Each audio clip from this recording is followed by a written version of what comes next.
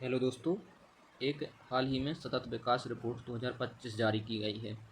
यह जो 2025 की रिपोर्ट जारी की गई है, यह इसका 10वां संस्करण है।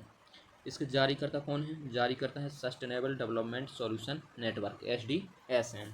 इसका फुल फॉर्म याद रखिएगा, sustainable development solution network. Bharat ने इसमें 99वां स्थान हासिल किया है।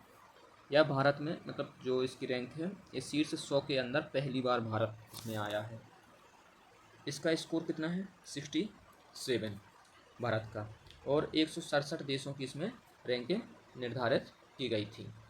बात करें 2023 में, तो 2023 में भारत का स्कोर 112 और 2024 में 109 था। और इस वर्ष 2025 में 99वां स्थान है। यह रिपोर्ट है जो 0 से 100 तक के पैमाने पर प्रगति को मापता है। इसका स्कोर 0 से 100 के बीच में होता है। यदि स्कोर 100 है तो देश ने सभी 17 विकास लक्ष्यों को प्राप्त कर लिया है। और अगर 0 है तो इसका मतलब है कि इसने कोई जो इसमें वो है 0 के आया है तो कोई प्रगति नहीं हुई है। ठीक है, सतत विकास लक्ष्य को प्राप्त करने की दिशा में कोई प्रगति नहीं हुई है। इस रिपोर्ट से कुछ निष्कर्ष निकले हैं कि केवल 17% लक्ष्यों को 2030 तक प्राप्त किया जा सकता है। निर्धारित हमने 100 किए थे, लेकिन केवल 17% लक्ष्य हैं जो हमको प्राप्त हो सकते हैं। तो क्या दर्शा रहा है? वैश्विक प्रगति में गंभीर मंदी को दर्शा रहा है। ठीक है। अब शीर्ष प्रदर्शनकर्ता की बात करें तो इसमें नॉर्डिक देश शीर्ष पर हैं। नॉर्डिक देश में फिनलैंड पहले स्थान पर है, स्वीडन दूसरे स्थान पर है और डेनमार्क तीसरे स्थान पर है। जो शीर्ष 20 देश आए हैं, 19 उनमें अकेले यूरोपीय देश हैं, 20 में से 19। बात करें कि पूर्व व दक्षिण एशिया की, तो पूर्व व दक्षिण एशिया ने 2015 के बाद से सबसे त्वरित क्षेत्रीय प्रगति, मतलब किसी भी क्षेत्र में इतनी तेज़ी से प्रगति नहीं हुई जितनी पूर्व और दक्षिण एशिया में हुई है। भारत के आगे कुछ अच्छा प्रदर्शन करने वाले देश हैं, जैसे इसके पड़ोसी देश भूटान 74वें स्थान पर है, नेपाल 85वें, श्रीलंका 93, मालदीव 53। पीछे कौन कौन से हैं? बांग्लादेश 114वें स्थान पर है, पाकिस्तान 140वें। मतलब बांग्लादेश और पाकिस्तान ने भारत से कम प्रगति की है। अब बात इस रिपोर्ट में एक और निष्कर्ष निकला है कि SDG 9 में, 7 में और 3 में प्रगति हुई है। SDG 9 में क्या है? तो इसमें किस क्षेत्र में प्रगति हुई है? तो इसमें हुई है मोबाइल ब्रॉडबैंड उपयोग और इंटरनेट पहुंच के मामले में इसमें प्रगति हुई है। SDG 7 में है बिजली तक पहुंच, मतलब पूरे विश्व में 3, 7, 9 में प्रगति हुई है। 9 में क्या है? मोबाइल ब्रॉडबैंड उपयोग और इंटरनेट पहुंच। और 7 में है बिजली तक पहुंच। और थर्ड में है क्या है? थर्ड में 5 वर्ष से कम आयु के बच्चों व नवजात शिशु मृत्यु दर, मतलब इनमें प्रगति अच्छा प्रदर्शन किया है। और 2015 के बाद से 5 लक्ष्यों में गिरावट भी दर्ज हुई है। तो गिरावट कौन कौन से में हुई है? 2 में हुई है। 2 में क्या है? मोटापे की दर में वृद्धि दर्ज की गई है इधर, तो इसमें गिरावट आई। SDG 16 इसमें प्रेस स्वतंत्रता में भी गिरावट दर्ज की गई है। ठीक है। SDG 2 फिर से इसमें है टिकाऊ नाइट्रोजन प्रबंधन सही तरीके से नहीं हो रहा है।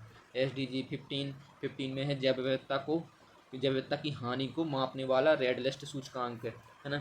16 में है भ्रष्टाचार धारणा सूचकांक। तो मतलब कुल मिला के है कि 2 और 16, 2, 15 और 16 इनमें गिरावट दर्ज की गई है। अब बात करें कि सतत विकास लक्ष्य हैं क्या, तो सतत विकास लक्ष्य कुल 17 निर्धारित किए गए थे 2015 में।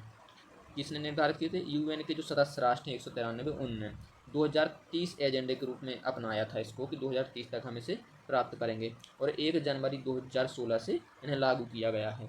इसके पहले 2000 में MDG मिलेनियम डेवलपमेंट गोल सहस्त्राब्दी विकास लक्ष्य को अपनाए थे। ठीक है, जिसे 2015 के लिए निर्धारित किया गया था कि 2015 तक हम इन्हें प्राप्त करेंगे।